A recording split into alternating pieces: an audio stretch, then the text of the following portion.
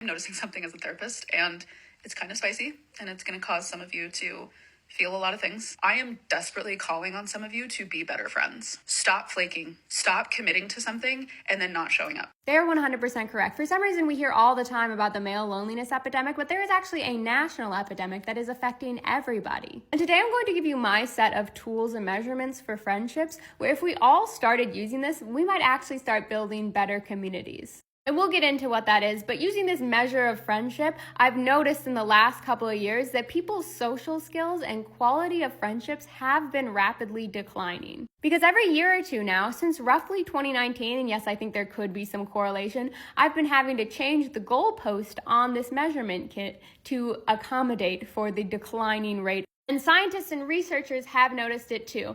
The world as a whole has been declining socially, and we've been losing this ability to connect with each other and form quality relationships. We could sit and do a multiple part series, and scientists have been studying why this is happening. Right, society's declining ability to form close friendships, to create compromises, to see eye to eye. Declining empathy, worsening communication skills, and of course we could tie it all back into the rise of capitalism, creating this very individualistic society in which you're just worried about yourself. Today we're just focusing on how over the last few years there has been a noticeable decline in quality of friendships and people's energy and effort put into maintaining friends. Because whilst I have many friends across the country and many creator friends I've made that I talk to every single day, I officially don't have any friends in the state of Minnesota that pass any of my friendship tests anymore. Like, yes, I have casual friends that I see once or twice a year in Minnesota, but I don't have any close friends anymore that pass these tests.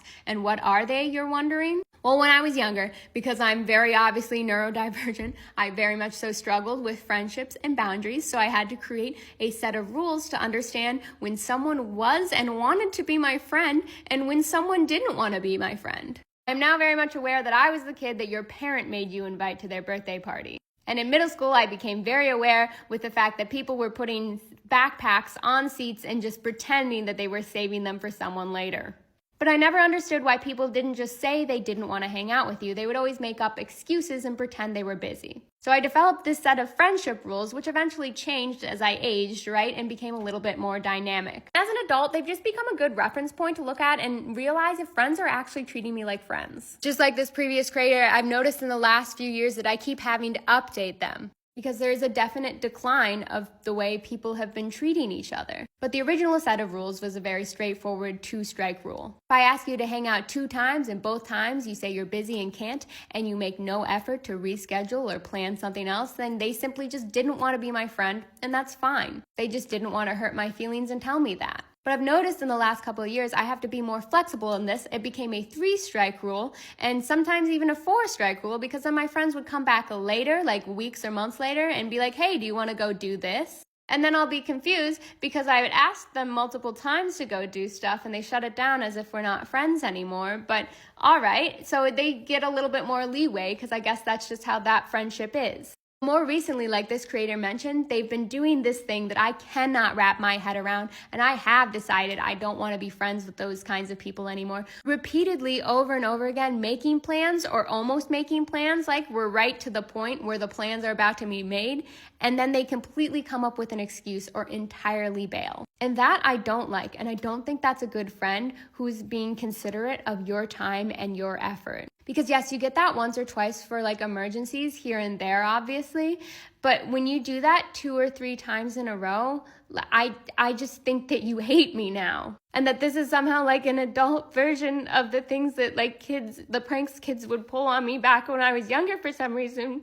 But I don't know why. No, it's not that, because an adult who's your friend wouldn't do that. But why would you tell me that like you're super excited and you want to do this thing and then bail on it so many times in a row? That's one thing I haven't figured out yet, and I'm glad that it's not just me, because I thought maybe it was just a neurodivergent thing. The thing is, I entirely understand that it has to be something on their end then, but they're also not at all thinking about me and my end, so then I'm the only one here thinking about the other person. So we all need to do a better job of, probably myself included with some friendships, thinking about the other person and being the initiator. If someone's not initiating stuff, then that person's not a good friend, and that might be you.